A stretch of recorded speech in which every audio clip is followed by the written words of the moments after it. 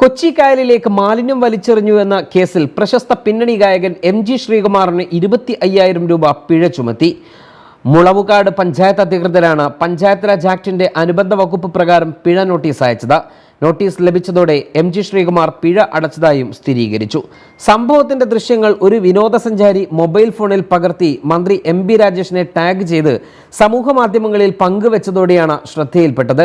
Video ദൃശ്യങ്ങളുടെയും സ്ഥലത്തെയും സമയം പരിശോധിച്ച ശേഷം പഞ്ചായത്ത് അധികൃതർ ഉടൻ തന്നെ അന്വേഷണം ആരംഭിച്ചു. വീഡിയോ ദൃശ്യങ്ങളിൽ മാലിന്യം വീഴുന്നത് വ്യക്തമായിരുന്നുവെങ്കിലും നേരിട്ട് പ്രതിയെ തിരിച്ചറിയാൻ കഴിഞ്ഞില്ല. ഇതിനെ തുടർന്നാണ് അധികൃതർ ഉടൻ തന്നെ സ്ഥലത്തെത്തി പരിശോധന നടത്തിയത്.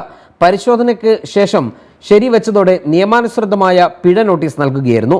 പൊതുസ്ഥലത്ത് മാലിന്യം വലിച്ചെറിയുന്നത് സംബന്ധിച്ച് പരാതി അറിയിക്കാൻ സർക്കാർ സ്ഥാപിച്ച വാട്സാപ്പ് നമ്പറിലേക്ക് തെളിവുകൾ സഹിതം വിവരങ്ങൾ നൽകാമെന്നും നിയമലംഘനങ്ങൾക്കെതിരെ കർശന നടപടി ഉണ്ടാകുമെന്നും മന്ത്രി വ്യക്തമാക്കി.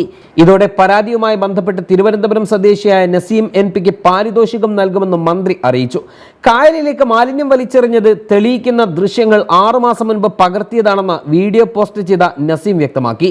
ബോട്ടിന്റെ ഡ്രൈവറാണ് വീഡിയോയിൽ കാണുന്ന വീടിന്റെ ഉടമ MG ശ്രീകുമാറാണെന്ന് ആദ്യം അറിയിച്ചതെന്നും അതിനുശേഷം മാലിന്യം വലിച്ചെറിയുന്നത് ശ്രദ്ധയിൽപ്പെട്ടതാണെന്നും നസീം പറഞ്ഞു. ഗാലറിയിൽ ഈ വീഡിയോ ഉണ്ടായിരുന്നു, പക്ഷേ പോസ്റ്റ് ചെയ്തിരുന്നില്ല.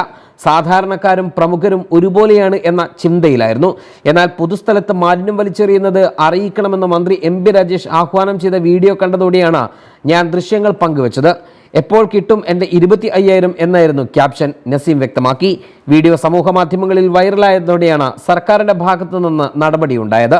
വാട്സാപ്പ് വഴി പരാതി നൽകാൻ ശ്രമിച്ചെങ്കിലും അതിൽ ഫോട്ടോ മാത്രം അറ്റാച്ച് ചെയ്യാൻ കഴിയുന്ന പ്രശ്നമുണ്ടായിരുന്നു.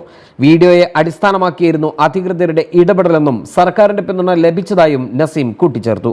ന്യൂസ് ഡെസ്ക് സുപ്രഭാതം.